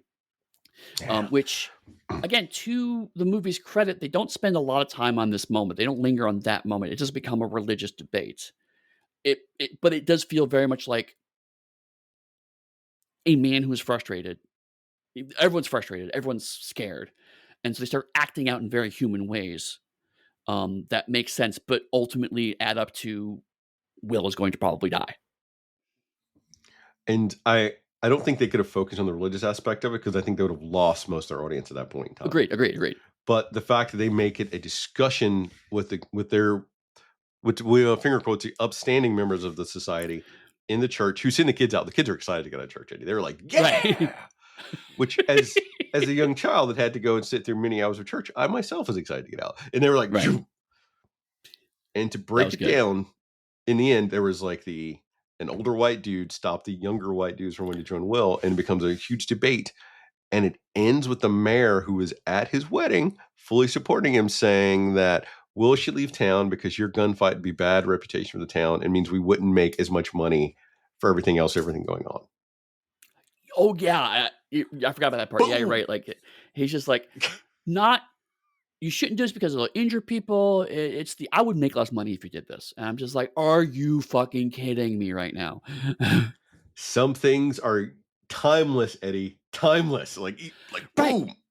So like again, I'm mad that these Western movies keep being relevant to 2025, but more to the point, we're what's happening as a trend is the excuses are becoming pettier and pettier and pettier. They start off, "You should also leave. I'm scared, but we should also leave. We should all leave for our safety."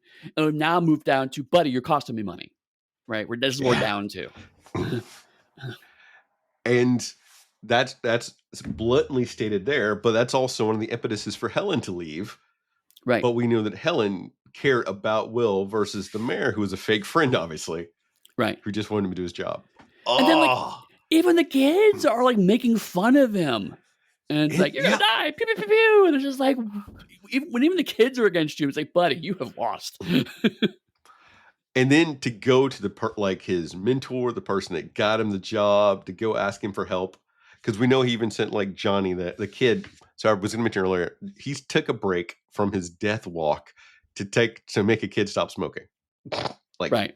showing moral character. But to go to like his mentor, who is played by Lon Chaney Jr. by the way, "Oh, really?" to yeah, to try to get help to see that his mentor was too old and just generally wounded to help him, but to have him break down that it's a horrible mistake to be a law person and people need to be convinced to do the right thing with time Mhm. was heartbreaking. Like that was like the end of the line. Right. And actually, I think we skimmed over this. You mentioned it, but I forgot like, the one person who does wanna help him is, like, blind in one eye and injured. Yeah. And Kane's just like, "No, just go." Right? Like, he's nice about it, but ultimately, just like, "I know you wanna help. I appreciate it, but you will die." You know? And so, like, Kane rejects help if that person would ultimately just be sacrificing their life for nothing. So again, showing his moral character, and so we have an inversion of that of like the person's like, well, you're a mentor, you will help me, and it's like, nah, this whole Marshall thing was a mistake. Yeah, that was horrible. Um, anything else before we move on? No, it's gone. Amy confronts Helen, who is once Miller's lover, then Kane's, then Pell's. Amy believes the reason Will refuses to leave town is because he wants to protect Helen, but Helen reveals there is no lingering attachment on Will's part, and she too is leaving. When Helen questions why Amy will not stay with Will, Amy explains that both her brother and father were gunned down by criminals, a tragedy that converted her to Quakerism. Helen nevertheless chides Amy for not standing by her husband in his hour of need, saying if it were her, she would pick up a gun and fight alongside Will. Harvey saddles up a horse and tries to persuade Will to leave. Then in the end, a fist fight breaks out. Side note, Gary Cooper didn't really want to have this fight because there's a lot of back pain, but in the end still did it without a stunt double. After Damn, knocking Harvey that's a senseless, man. Will returns to his office to write out his will. Herb bounces after learning that no one else is going to fight with him. Johnny, the 14-year-old kid, volunteers, but Will turns the kid away because he's way too young to get killed.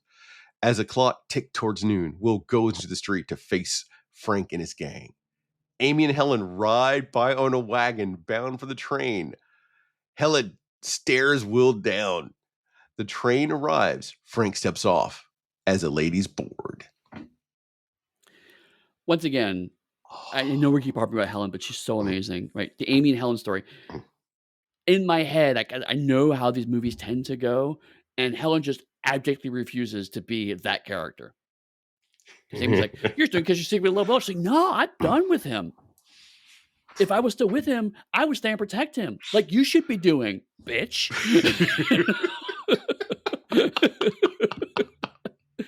And she's like, "Well, my family were gunned down by criminals." She's like, "I don't give a shit." You pick up a gun, you stupid bitch. You got married for better or worse. You're in it together. Right. Yeah. And it's like, wow, Helen's more of a man than most of the people in this movie. Oh, love it. Whew. All right. Where do you want to go with this? This is like the build up part before we get into the fight. Yeah. Right. Like this is the stuff.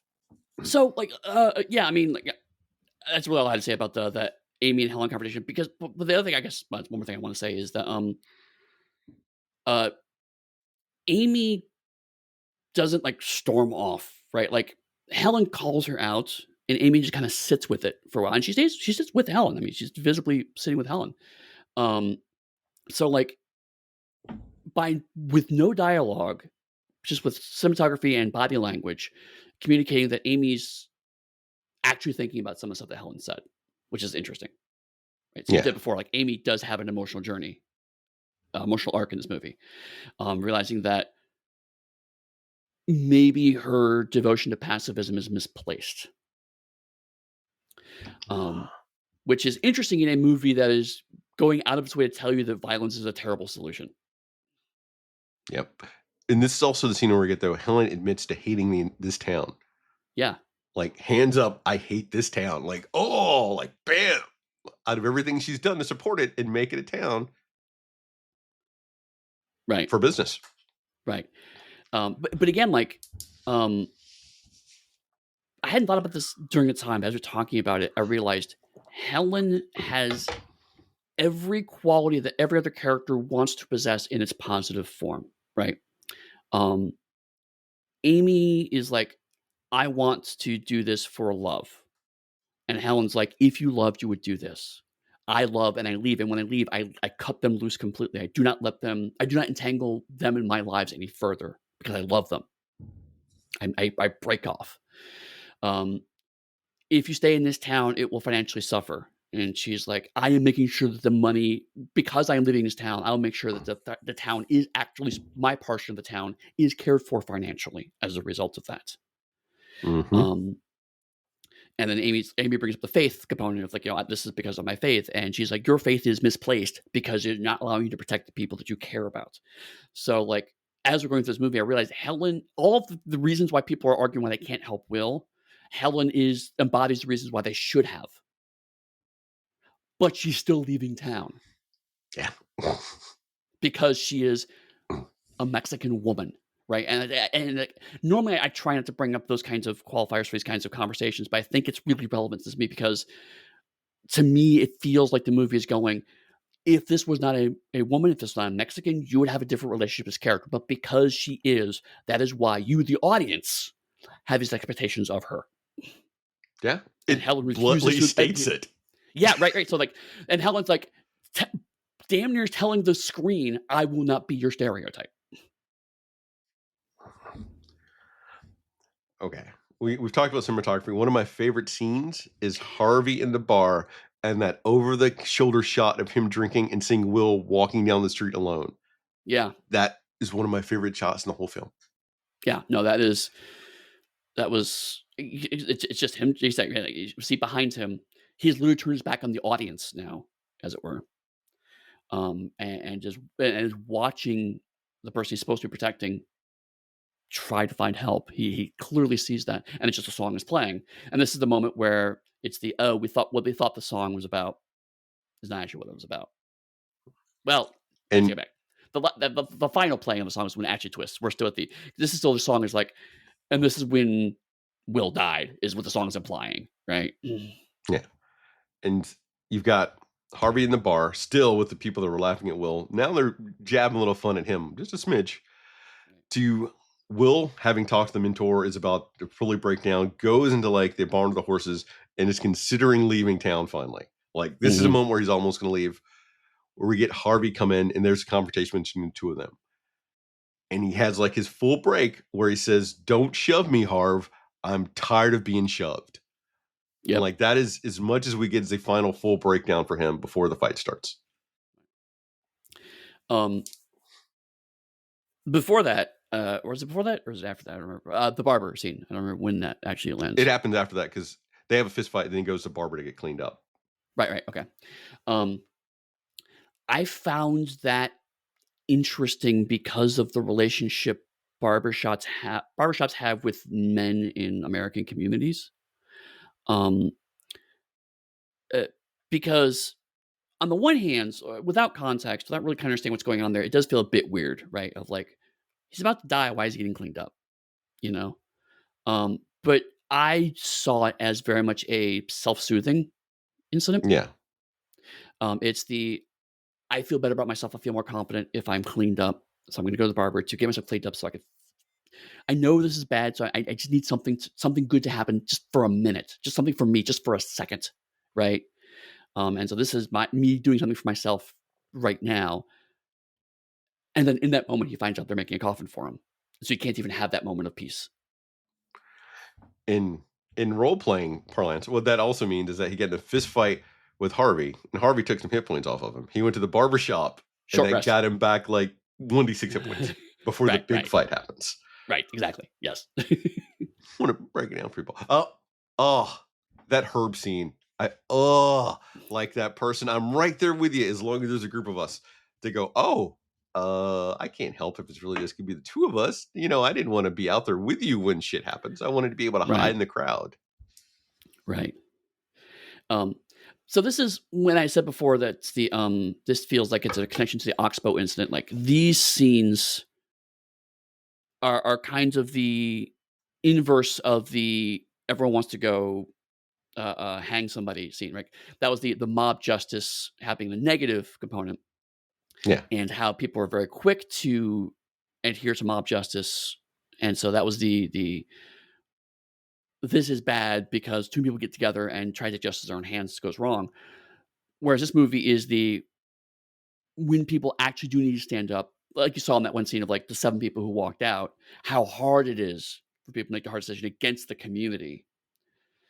This movie actually does makes that even worse, right? Like almost nobody's standing with him at this point. And the people he keeps getting occasionally he gets once in a while he gets an ally, and even then they start breaking off at this late stage to where he is utterly alone. And the reasons why everyone's not helping him are all multifaceted and diverse and range from sure straight up cowardice to their own complex moral code. But at the end of the day, it doesn't matter. He's going to die. And this town, who has been told it will also die without him, will not stand with him. So they will basically committing suicide. They will accept oblivion rather than the short term sacrifice of being involved in this fight. Doesn't sound at all relevant to right now.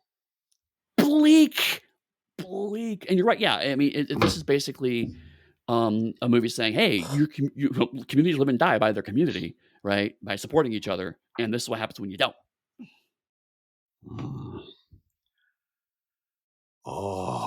Anything else before we have Will walk down the street? Yep. To this inevitable doom, yes. Will Kane walks down the deserted Main Street alone. He manages to kill Frank's brother Ben in an opening salvo. Just before the train departs, Amy hears gunfire and runs back to town. Will takes refuge in a stable, and Colby is killed when he comes in after him. Miller sets fire to the stable to flush him out.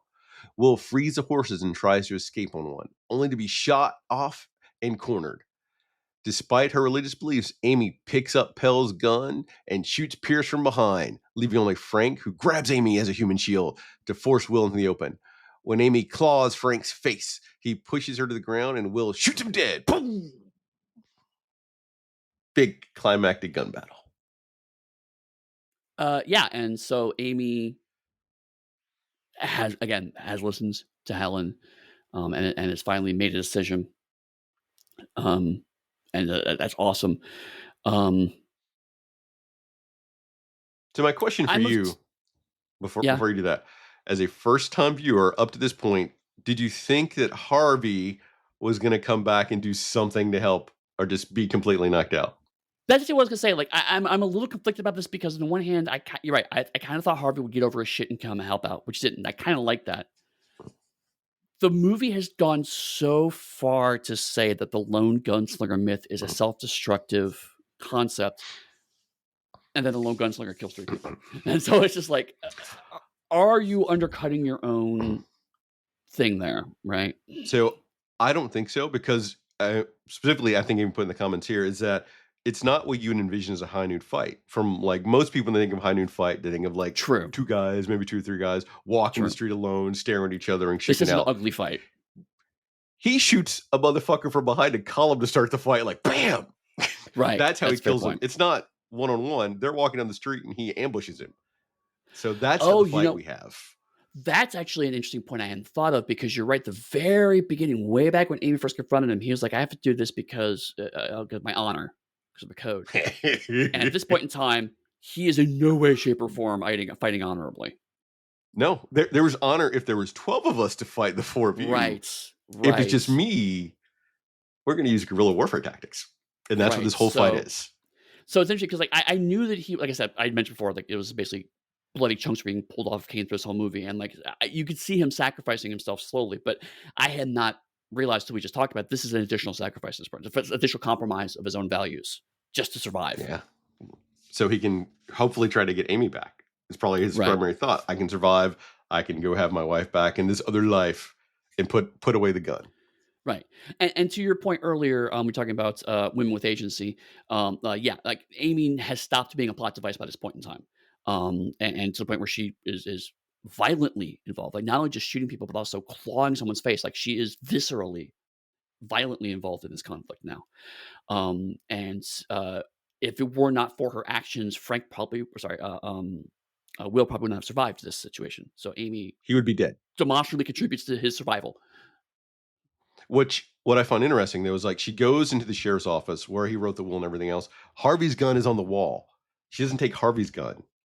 Mm. She goes out into the street like she's going to do something, and then picks up a gun that's there. Sure, which kind of does give the vibe of she wasn't quite sure what she's gonna do until she got there, which is, I think, very appropriate for the character at this point. Yeah. So, how did you like the gunfight? Because this is like what the whole movie built up to, and it's not what you would expect.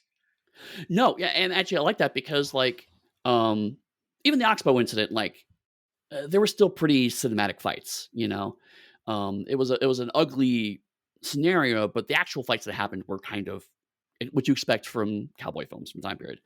Again, this is I see what you mean about how this is pre-deconstruction because I've seen some spaghetti westerns, and I could see, like, that thread of westerns kind of starting around here because this Yeah. is not a classic fight, but you're right. It's just maybe 5 or 6 shots are actually fired. It's and every shot is murderous. It's not bloody because it's 1952 American movie, but like it would not surprise me if someone remade this movie to make that a very gory fight, akin to like a Django or something to show just how violent this is. But like this doesn't need that because it's emotionally violent. It's like you said, he's hiding behind things. She shoots someone in the back. It's a desperate fight in a way that does not feel in any way, shape, or form honorable or noble or cinematic. which is how real gunfights would be. Well, right, exactly, yeah. Oh, I love it. I love it. I love it. So what do you think of Frank? We finally get Frank for 5 minutes. Was he worth the build up? Yes and no. Um, if you want Frank to be a character that is as worthy of his acclaim that it gives him, he's absolutely not. He's just another guy.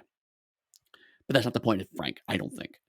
Frank is just a metaphor for this town's decline, right? And Yeah. ultimately, on some level, he is uh, uh, everything that Will is trying to turn his back on. You know, he's trying to not be this person, and Frank forces him to be exactly the person he's been trying not to be. And so Frank is just I made a couple stabs that Amy's plot relevant. Frank is pure plot device. He is not a character. He is just the thing to get Will to make the hard decisions. Anything else before we move on to the actualized beauty of the whole movie? Yeah, let's get to the end. Yep. The couple embraces. As a town of people emerges, Will smiles at Johnny, but looks angrily at the crowd. He drops his martial star on the steps and departs with Amy into the distance. End of So film. I mentioned that's why I wanted to recap from the very beginning. It's like he wanted to give the Marshall Star away, and the community said, "No, you need to hang on to it." And now he just throws it at them. I mean, throws it in the street, but he's really throwing it at them, and then leaves. Right. This is what he wanted to do at the very beginning of the movie. They're going to tell themselves that they tried to tell him to leave, and he wouldn't, and that's true. But ultimately, the myth of what he was trying to represent pushed him into this role, and they refused to stop him. I think one point in time, if somebody made a comment of like, "Why are we paying money for a sheriff if you're not going to do your job?" At one point, Yeah. So the community's like just unrepentantly like, your job is to go out there and get murdered by Frank Miller. And so he's like, I don't want to be that anymore. But the difference is that at the start of the movie, he was hoping to leave the marshal job with his ideology intact. Yeah. Now he's leaving a job because he's disgusted with himself. Which then all lines up exactly with what Howie, his former mentor, told him what it means to be a lawman. Right, right. Um, and to be fair, uh, what Helen said that he would do, you know, like Helen had said, as long as you care about this town, you're never going to leave. And it's true. He now no longer cares about the town. So before we go into like the final wrap up and thoughts, did you know that in 1980 they made a TV sequel to this movie? High Noon How? 2. High Noon 2. How? Frank Miller come Starring back from the dead? Lee Majors as Will, Ugh, and he's I been can see that. so it's effectively Will and Helen moved away from another town, and about a year later he comes back to sell something to the town or visit the town, and there's a corrupt marshal in charge. So they learned absolutely nothing about the theme of this movie. Got it. Yeah. That's it. I just wanted to share that tidbit with you before we got to the final wrap up because I found it hilarious. I never saw it. Which I refused to no, watch but it. it definitely proves that some movies are so beloved and people want to build on them, and it's like, no, you really can't. I think we kind of inadvertently noticed that with Blade Runner, right? It's like sometimes it's just a complete piece.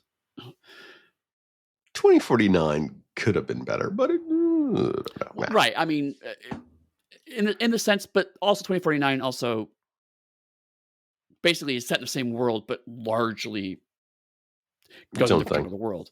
All the direct sequels from Blade Runner don't quite work. Yeah. And you're right, 2049 is kind of sort of a direct sequel, but also it's a much smaller part. Anyway, my point is like, um, a sequel to this is dumb, is what I'm saying, really. What are your final thoughts on High Noon since this is the first time you saw it? I still can't believe it to this day. Yeah, no, I mean, yeah, no, it's once again, I'm in a place where it's like, oh yeah, this is a classic for a reason, duh. Um, hey, this good movie turned out to actually be good. News at 11. Um, but again, it's so like on the one hand, like there's a part of me that's like mildly uncomfortable with the ending just because like the whole movie feels like it should be Kane dies. Yeah. But I recognize there's no way in 1952 that movie would ever gotten made, right? So I was like, and the more I think about it after we've talked about it, I don't even think that's even the right answer anyway. He is dead from a emotional standpoint, which is almost worse, right? I think so too. Like, Like he had the death as ideology. right, because the song is like, and that's when, everything changed when Frank Miller came, or something like that. I remember the actual lines. 'Cause I've listened to it 36 times. But like the movie very much implies like, oh, and that's when Will dies, and he doesn't. And so the movie does a good job of like, this is not a Hays Code ending in regard of everything's fine again. Hooray. Evil is vanquished. Um, Everything changes because Will is destroyed as a person on some level. And arguably, although a much minor thing, and it's much more arguable, Amy is also destroyed as a person Yeah. because she threw her faith aside just as well. Um, so like they're both damaged after this in a very real way. So yeah, I mean, I really, even though I felt the other movie was, I used all the noir terminology. In some ways, this is the more noir of the films, actually, because this is more classic, traditionally noir in the protagonist makes a series of shitty decisions to try to make the best out of a bunch of bad decisions. So, and I think I've said mine. I unabashedly love this movie. I love kind of what it stands for. I love how it's still so pertinent to current day existence. And I can also understand why so many other presidents, other people have latched onto it for their own beliefs. But at the end of the day, to know that this movie survived to go through McCarthyism, to become a cinematic classic that it is, and propel the conversations forward, I can't not love this movie. Right, exactly. It's I don't want to go as far to imply that censorship makes good art, 'cause that's not the correct Nope. answer here. But rather to show that censorship will never abolish good art; it will find a way. So Eddie, if people are curious what we're going to do next time, did did I jump us like a decade into the future? How I did from the 40s to the 50s? Yes, you moved as a whole. Wait, no, it's 2 years. We're gonna see Johnny Guitar, 1954. Um, Another movie I know nothing about. So Oh, I can't wait for this one. Ooh, I'm excited for it'll this one be too. There are fun. certain ones that I'm super giggly about. This is one of I know nothing about Johnny Guitar. So, them. we will learn about it together. If people want to support you for dealing with all these many things I make you watch, where can they do that? Yeah, as always, you can find me on Pugsteady. That is my website app. That's also where you find me on Blue Sky.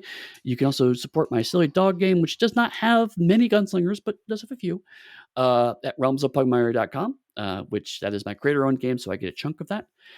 Or if you want to just hang out with me, definitely come by the Darker Hue Discord. We like to hang out there. If you're looking to support me, you can do it at my Patreon, Harlem Unbounding with Chris Spivey. You can go to my website and buy some Haunted West at Darker Studios, or you can go and buy some cool Arc Dream swag for my new gig as their production Yeah. director, and tell them that I sent you there so they feel better about hiring me. Do that. Do that. Definitely do that. And with that, we'll see you next time where I find out what Johnny Guitar is all about. My darling, I will not forsake you.